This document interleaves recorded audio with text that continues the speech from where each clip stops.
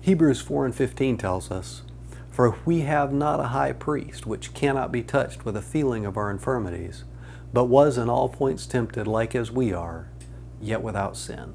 In other words, Jesus, as our high priest, faced every temptation just as we do, and He overcame every temptation, not for His own sake, but for ours.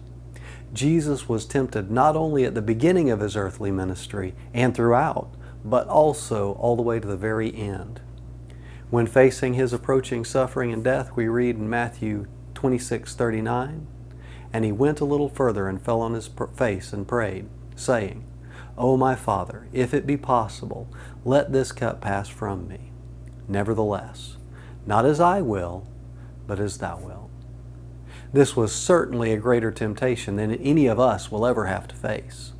Our successes or failures may affect ourselves and those immediately around us, but Jesus' successful triumph over His temptation made eternal life available to all who would receive the strength to overcome their own temptations through the victory He won on that day.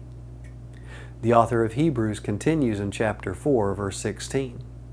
"Let us therefore come boldly unto the throne of grace, that we may obtain mercy and find grace to help in time of need." Before Jesus could be victorious over the grave, He first had to defeat the power of temptation.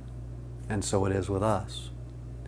God took on the form of sinful flesh in Jesus so that He could win this victory and pass the power to overcome temptations to us, His beloved creation. It's only through Jesus that we can have the power to defeat the temptation that is bound to come our way by the very fact that we still wear these robes of flesh and blood.